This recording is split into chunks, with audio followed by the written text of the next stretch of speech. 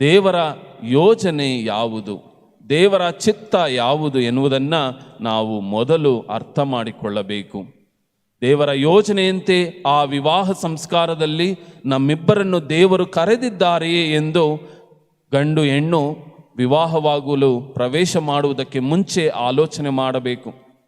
ಇಂದು ನಮ್ಮ ಹಿರಿಯರು ಮಾಡುತ್ತಿರುವಂತಹ ಒಂದು ದೊಡ್ಡ ಮಹಾ ತಪ್ಪು ಏನು ಎಂದರೆ, ಹುಡುಗನಿಗೆ ಏನಿದೆ, ಹುಡುಗನಿಗೆ ಏನು ಕೊಡ್ತೀರಾ, ಹುಡುಗಿಗೆ ಏನು ಕೊಡ್ತೀರಾ, ಮದುವೆ ಎಲ್ಲಿ ಮಾಡ್ತೀರಾ, ಯಾವ ರೀತಿ ಮಾಡ್ತೀರಾ, ಎಷ್ಟು ಬಂಗಾರ ಹಾಕ್ತೀರಾ, ಕಾರ್ ಕೊಡ್ತೀರಾ, ಸೈಟ್ ಕೊಡ್ತೀರಾ ಎಂದು ಇಂತಹ ಒಂದು ನಿರ್ಬಂಧನೆಗಳನ್ನು ಇಟ್ಟು ವಿವಾಹಕ್ಕೆ ಪ್ರವೇಶ ಮಾಡುತ್ತಾರೆ. ಅಂತಹ ವಿವಾಹಗಳು ಉಳಿಯುವುದಿಲ್ಲ ಪ್ರಿಯರೇ. ಅಂತಹ ವಿವಾಹಗಳು ನುಚ್ಚು ನೂರಾಗುತ್ತವೆ, ಮನಸ್ಸುಗಳು ಒಡೆದು ಹೋಗುತ್ತವೆ. ಮನಸ್ಸುಗಳು ನೋವಿನಿಂದ ಆ ವಿವಾಹದ ಬಂಧನದಿಂದ ಹೊರಗೆ ಬರುವಾಗ ಅನೇಕರು ಆತ್ಮಹತ್ಯೆ ಮಾಡಿಕೊಳ್ಳುತ್ತಿದ್ದಾರೆ. ಅನೇಕ ಕುಟುಂಬಗಳು ನುಚ್ಚು ನೂರಾಗಿ ಇನ್ನಿತರರ ಟೀಕೆಗಳಿಗೆ ಅದು ಒಳಗಾಗುತ್ತವೆ. ಆದ್ದರಿಂದ ಪರಸ್ಪರ ಪ್ರೀತಿ ಮತ್ತು ಹೊಂದಾಣಿಕೆ ಇರಬೇಕಷ್ಟೆ.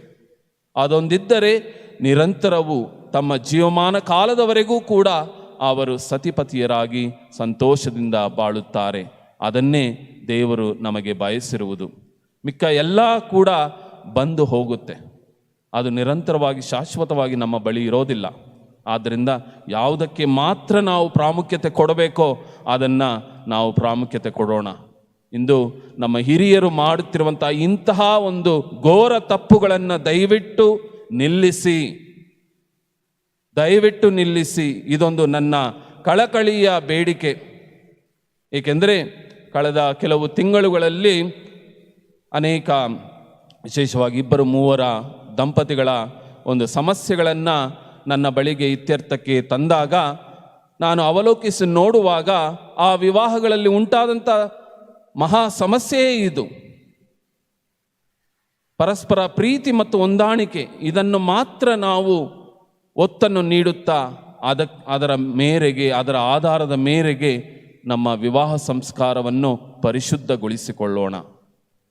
ಈ ವಿವಾಹಕ್ಕೆ ಮತ್ತು ವಿವಾಹವಾಗಲು ಅಂಟಿಕೊಂಡಿರುವಂಥ ಈ ಜಂಜಾಟಗಳು, ಇಂತಹ ಪ್ರವೃತ್ತಿಗಳು ಇದು ನಿರಂತರವಲ್ಲ.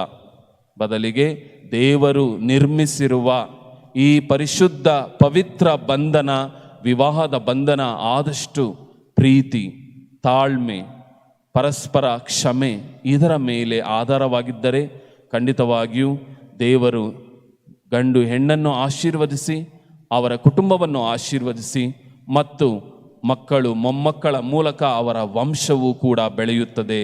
ಆಮೇನ್.